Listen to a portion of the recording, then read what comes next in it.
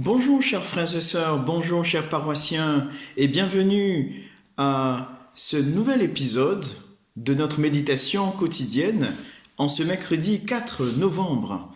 Bonne fête déjà à tous ceux qui se prénomment Charles, puisqu'aujourd'hui nous faisons mémoire avec toute l'Église de Saint Charles Borromée. Comme hier, nous aurons trois rubriques. Tout d'abord, la rubrique Méditer la parole de Dieu, ensuite découvrir l'encyclique Fratelli Tutti du pape François. Nous avons vu les paragraphes 1 et 2. Nous poursuivrons notre méditation aujourd'hui. Et enfin, nous terminerons par la parole spirituelle de jour avec Sainte Thérèse de l'Enfant Jésus qui nous accompagne durant ce temps de confinement.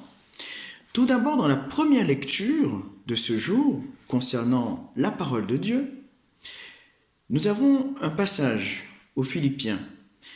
Il y a une phrase clé où Saint Paul nous dit et nous invite à travailler à notre salut. Car c'est Dieu, dit-il, qui agit pour produire en vous la volonté et l'action. C'est une manière toute simple de redire, ainsi que l'a dit après lui Saint Augustin, que Dieu qui nous a créés sans nous ne peut pas nous sauver sans nous.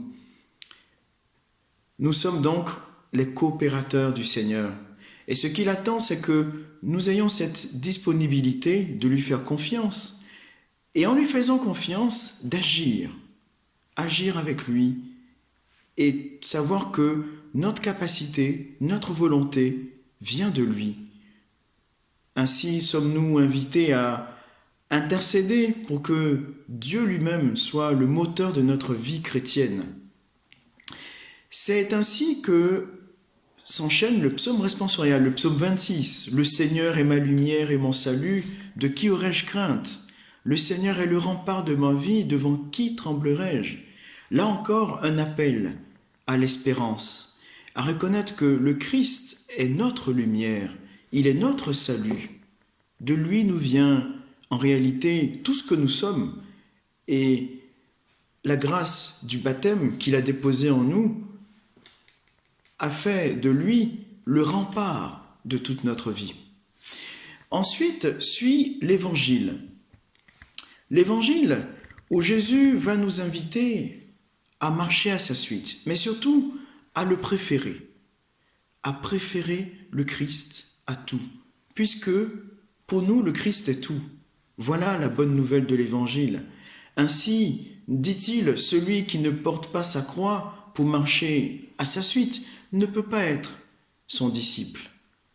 Voilà qui doit nous encourager à demander au Seigneur la grâce de pouvoir, au-delà de nos difficultés, avoir ce sursaut de foi pour regarder sa grâce, pour regarder justement sa passion, pour le contempler en croix et trouver les forces nécessaires pour marcher à sa suite.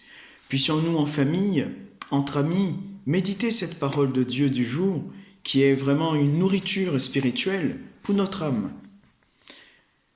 L'encyclique Fratelli Tutti. Aujourd'hui, le paragraphe 3 est très éclairant puisque le pape François, dans sa méditation, continue à nous parler de François d'Assise. François d'Assise qui a été capable de franchir les distances, dit-il, les distances liées à l'origine, à la nationalité, à la couleur ou même la religion. Ainsi, le pape François, dans ce paragraphe 3 que vous pourrez lire, insiste sur cette capacité qu'avait François d'Assise et que nous sommes invités, nous, à développer chrétiens pour être des hommes universels, avoir un cœur pour vivre une fraternité ouverte à tous. Ainsi, le pape François se plaît à rappeler la visite de saint François d'Assise au sultan Malik el-Kamil en Égypte, 800 ans avant, où François lui-même a dû s'engager, malgré sa pauvreté, ses maigres ressources, la distance parcourue, et aussi les différences de religion qui étaient les leurs. Malgré cela, ce voyage a été un moment historique, poursuit le pape François, puisque François a voulu mettre l'accent sur la grandeur, l'amour qu'il voulait témoigner, cet amour du Christ qui rejoint tous les hommes de la terre. Le pape, dans ce paragraphe 3, a d'ailleurs une phrase assez saisissante. Il nous dit ceci: la fidélité à son Seigneur était proportionnelle à son amour pour ses frères et sœurs. Et il nous parle de François d'Assise. Puissions-nous avoir, à l'exemple de Saint François d'Assise, une fidélité proportionnelle à l'amour de Dieu et à l'amour de nos frères et sœurs. Ensuite, puis vient le paragraphe 4, où le pape a cette phrase aussi très enrichissante et que nous pouvons méditer en cette journée. Parlant de François, il insiste en disant qu'il ne faisait pas de guerre dialectique en imposant des doctrines, mais il communiquait l'amour de Dieu. Nous le voyons bien, le pape François, dans cette encyclique sociale, met l'accent sur François d'Assise et cette capacité qui est le message central du christianisme, la charité. Durant ce confinement, nous sommes aussi appelés à vivre cela, la charité. Dans un contexte difficile, malgré les tensions, à l'exemple de François d'Assise, ainsi que conclut le pape François, nous sommes invités à recevoir cette paix intérieure, à être libérés de toute peur et de tout désir de suprématie pour rechercher cette harmonie avec les autres, cette harmonie qui pousse le chrétien à être un semeur de paix et de fraternité. Voilà ce que nous pouvons retenir et qui peut vous inciter à lire avec attention cette encyclique du pape Fratelli Tutti, les paragraphes 3 et 4 que nous avons médités en ce jour.